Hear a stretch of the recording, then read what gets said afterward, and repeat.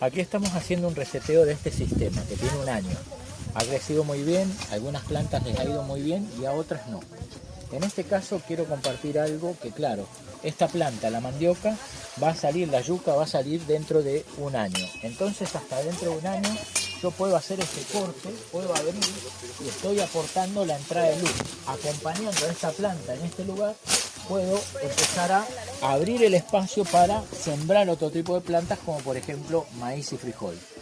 La luz me permite a mí incrementar el volumen de producción de muchas plantas y la poda hace que esas plantas puedan crecer cuando tienen luz.